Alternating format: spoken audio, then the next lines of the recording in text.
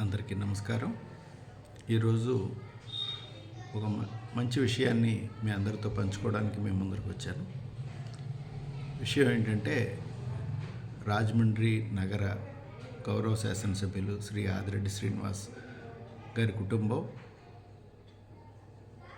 Bhavani charitable trust పేరుతోటి నగరంలో చాలా విస్తృతమైనటువంటి సేవా కార్యక్రమాలు చేస్తున్నారు.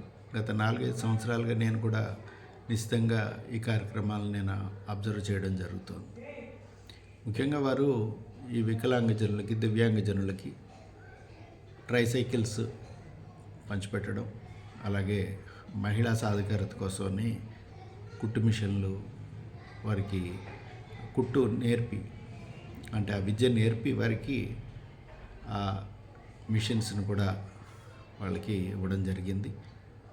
అలాగే ఈవేళ వార్తల్లో నేను చూసిన విషయం, మంచి విషయం, వారు మినరల్ వాటర్ ప్లాంట్, రక్షిత మంచినీటి ప్లాంట్ని రాజమండ్రి ఆర్టీసీ కాంప్లెక్స్లో పెట్టడం జరుగుతుంది.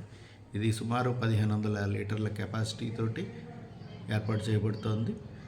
దీనికి సుమారుగా 3 లక్షల వ్యయం చేసి వారు ఏర్పరచడం చాలా మంచి విషయం. ఎందుకంటే రాజమండ్రి నగరం అనేది రెండు జిల్లాలకి కూడా చాలా ప్రధానమైన వ్యాపార వర్తక కేంద్రం, అలాగే పర్యాటక కేంద్రం కూడా. ఇక్కడికి చాలామంది వివిధ జిల్లాల నుంచి ఇక్కడికి వచ్చి ఇక్కడ తమ పని చూసుకుని మళ్ళా బస్ స్టాండ్ ద్వారా రావడం వెళ్ళడం చేస్తూ ఉంటారు. ఇక్కడ మంచినీరు లేకపోవడం వల్ల చాలామంది ఈ ప్లాస్టిక్ బాటిల్స్ కొనడం, మళ్ళీ వాటి ద్వారా పొల్యూషన్ రావడం, ఆ బాటిల్స్ అంతా కూడా ఇష్టం వచ్చినట్టు పడేయడం, ఇవన్నీ కూడా జరుగుతుంది.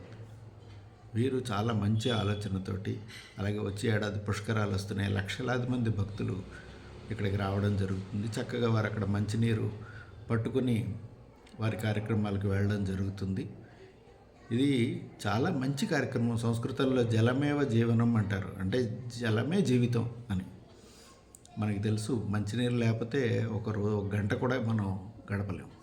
అలాంటిది ఈ జలాన్ని సంరక్షణగా వాడుకోవడం, అలాగే మరి చారిటబుల్ ట్రస్ట్ వారే దీన్ని నిర్వహణ బాధ్యత తీసుకుంటారో లేదా ఆర్టీసీ వారు దీన్ని నిర్వహణ బాధ్యత తీసుకుంటారో తెలియదు, కానీ చక్కగా తర్వాత కూడా ఆ కెమికల్స్ వాటిలన్నింటినీ కూడా ట్రీట్మెంట్ అంతా కూడా చక్కగా జరిగేలాగా, దానికి నిరంతరం పర్యవేక్షణ ఉండేలాగా, దాన్ని సమయానుకూలంగా ఆ ట్యాంక్స్ని క్లీన్ చేయడం, వాటిని మెయింటైన్ చేయడం అనేది కూడా ముఖ్యమైన కార్యక్రమం. దాన్ని కూడా చక్కగా నిర్వహిస్తారని మనం ఆశిస్తూ, ఈ జలానికి ఉన్న విశిష్టత ఋగ్వేదంలో కూడా చెప్పారు.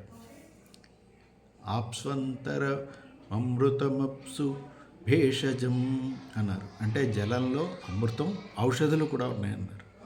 సో ఇలాంటి మంచి కార్యక్రమం, ఈ జలాన్ని, మంచి పవిత్రమైనటువంటి జలాన్ని ప్రజలకు అందిస్తున్నటువంటి గౌరవ శాసనసభ్యులు, నగర శాసనసభ్యులు శ్రీ ఆదిరెడ్డి శ్రీనివాస్ గారిని, వారి కుటుంబాన్ని, అలాగే భవానీ చారిటబుల్ ట్రస్ట్ సభ్యులందరినీ కూడా అభినందిస్తూ, ఇలాంటి మంచి కార్యక్రమాలు మరిన్ని మన నగరంలో ప్రజలకి చేయాలని కోరుకుంటూ నమస్కారం.